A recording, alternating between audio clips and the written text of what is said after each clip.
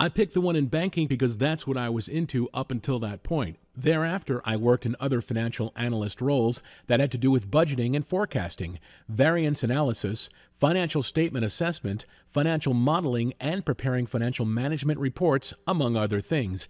Interestingly, I found out very quickly that the financial analyst title is very broad and does not necessarily tell you what the position is all about. For example, many job postings say they're looking for a financial analyst.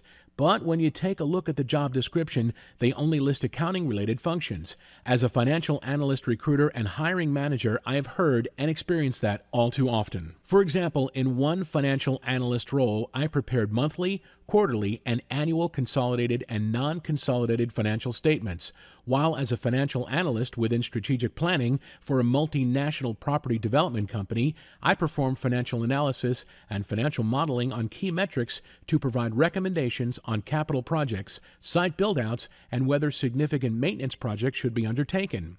As a financial analyst within an investment management firm, I performed extensive research on mutual funds and portfolios to then present to the team for decision making. These are just 3 examples. In other financial analyst roles, I have worked with securities research, budgeting and forecasting, variance analysis, and extensive financial modeling. The point is, the financial analyst title is a very broad term, not because all financial analysts do the same thing. This is why I see the industry now moving towards specialized titles such as investment analyst, equity research associate, securities analyst, budgeting and forecasting analyst, or research analyst. These are just a few that the industry and my company are now starting to use. Personally, I think it's a very good move, as the title now has some resemblance of what the position actually entails. Now, why am I telling you this? I'm telling you this because regardless of what financial analyst interview you will be going for, regardless if that financial analyst position is dealing primarily with research, financial modeling, budgeting, forecasting, variance analysis, or even if the financial analyst position you are interviewing for is all about accounting and producing consolidated financial statements, I can guarantee that they are looking for the same core fundamental characteristics that I will be showing you today in the candidates they want to hire. In essence, these 5 core characteristics that financial analyst hiring managers look for will be relevant for any financial analyst position. All candidates interviewing for a financial analyst position or a financial analyst role with a specialized title, as I discussed earlier, are looking for these fundamental characteristics in their candidates. I will go into that a little bit later, though. As for where I am now, well, now I'm a senior financial analyst as well as a financial analyst recruiter and work primarily with large-scale projects. I also recruit financial analysts from time to time and understand precisely what it takes to crack the financial analyst interview. I've done financial analyst interviews on both sides of the table, and it's very interesting once you've been on both sides. You sort of get intimidated when you're being interviewed, and when you are the interviewer, you sort of get annoyed that you have this thing in your schedule that you've got to get rid of, and so I'm going to demystify a lot of stuff. Now, as you know, before and above all else, walking into the interview room with confidence is essential. I don't care if you don't have any experience or if you believe you're not qualified for the role or for some reason believe that you're not deserving of the position. Put all that aside, because if you walk into the interview room with even a hint of insecurity, the interviewer will sense it. As an interviewer, I see many of these candidates. They are smart, capable, but during the interview, they are nervous. Being nervous reeks of insecurity and makes me think if you yourself don't believe you deserve the role, then why should I believe in you? Therefore, it is essential that you demonstrate confidence, have great eye contact, and represent yourself in the best way possible. That is your only responsibility. And if you get the job, great. If you don't, great. At least you improved your interview skills for your next interview. It's no big deal. Don't end up like me, where I was self-defeated, walking into one interview room after another, only to receive one polite rejection letter after another.